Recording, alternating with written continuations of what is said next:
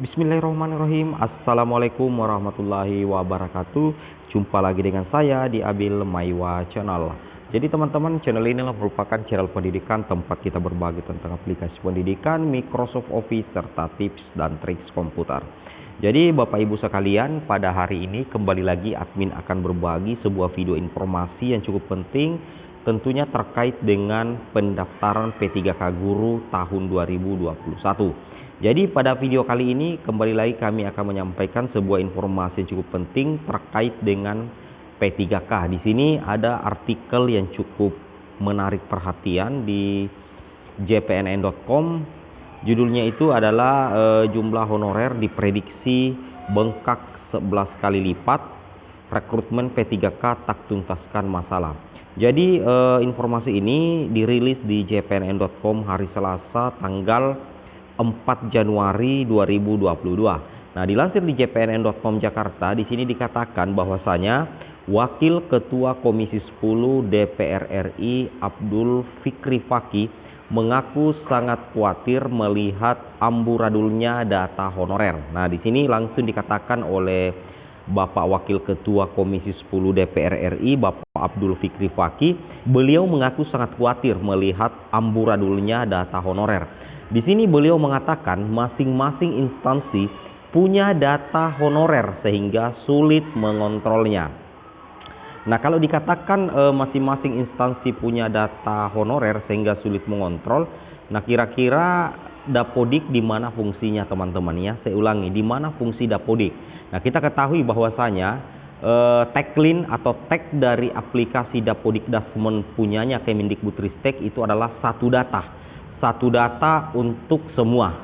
Nah, jadi ini yang harus difungsikan oleh Kemendikbudristek, bagaimana menjadikan data Dapodik itu sebagai gerbang satu pintu untuk pendataan data guru honorer se-Indonesia yang masuk di bawah naungan Dapodik Dasmen Kemendikbudristek. Setuju kira-kira teman-teman ya? Kalau setuju silakan teman-teman komen di kolom komentar seperti ya. Oke, di sini dilanjutkan lagi bahwasanya Kemendikbudristek punya Dapodik, data pokok pendidikan Dapodik. Kemenak menyediakan sistem informasi dan manajemen pendidik dan tenaga pendidikan pada Kementerian Agama Simpatika. BKN memiliki database honorer K2, Kementan punya sendiri, demikian juga instansi lainnya. Oke lah. Nah, di sini kita berbicara Dapodik. Tentunya teman-teman pahami bahwa Dapodik itu adalah di bawah naungan Kemendikbudristek, membawahi guru honorer negeri dan guru honorer swasta di luar guru yang berada di bawah naungan Kementerian Agama atau Simpatika. Itu kan tidak jadi masalah. Kalau dikatakan BKN memiliki database honorer K2 kalau dia swasta atau dia negeri guru, maka dia juga akan terdata di aplikasi Dapodik Dasmen. Honorer K2 negeri itu pasti terdata di Dapodik Dasmen, teman-teman ya. Itu yang harus teman-teman pahami, bahwa guru honorer K2 itu juga masuk di aplikasi Dapodik.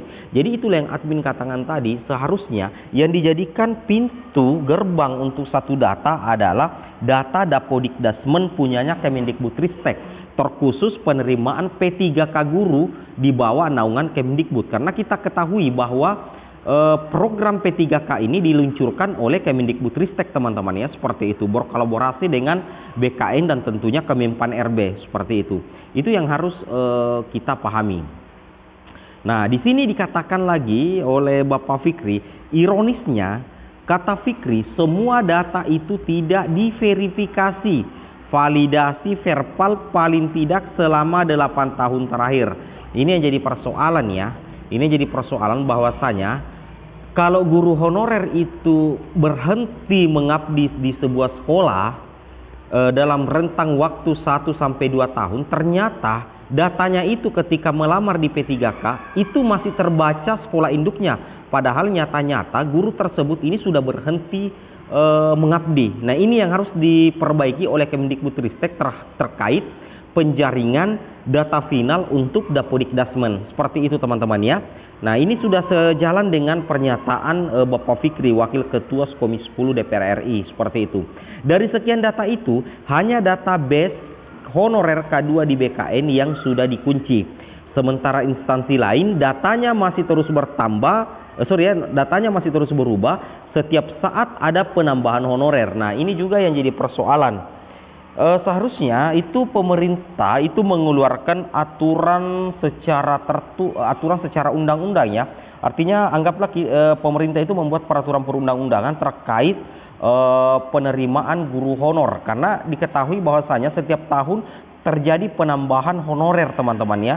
Nah, ketika terjadi penambahan honorer itu justru menyulitkan Kemendikbudristek untuk melaksanakan realisasi penerimaan 1 juta guru, karena honorer akan selalu bertambah dan tidak dibarengi dengan data yang cukup valid teman-teman ya, seperti itu.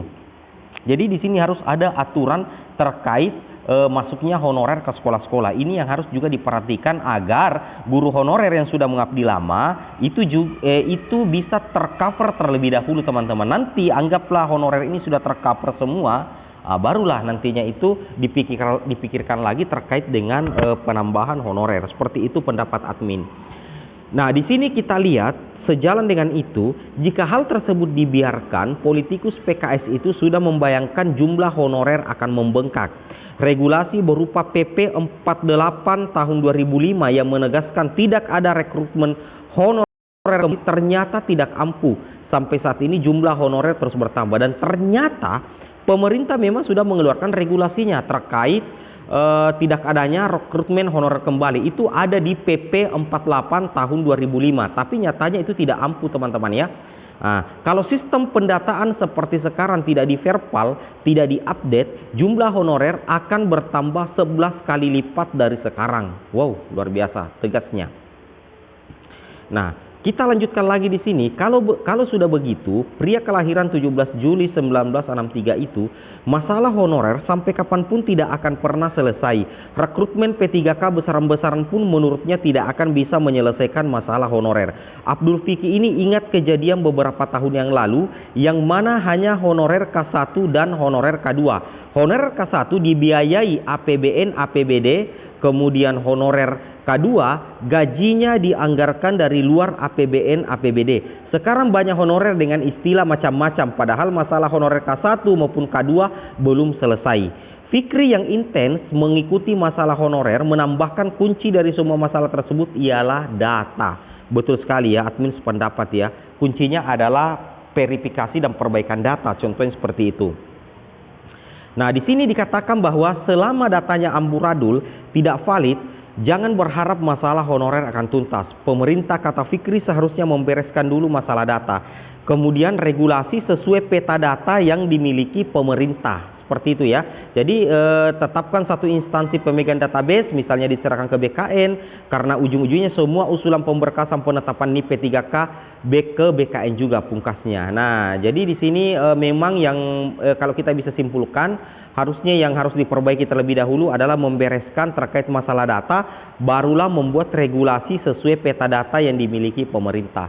Seperti itu teman-teman, karena kalau tidak diperbaiki, admin sependapat dengan judul video ini ya, judul yang ada di artikel ini. Karena kalau data tidak diperbaiki, tidak ada regulasi atau PP 48 2005 itu tidak dilaksanakan sebagaimana mestinya, maka bisa diprediksi bahwasanya jumlah honorer ini akan bengkak 11 kali lipat, dan otomatis kalau sudah seperti itu, rekrutmen P3K tak akan menuntaskan masalah. Ini yang harus dipikirkan dan diperbaiki oleh pemerintah, seperti itu.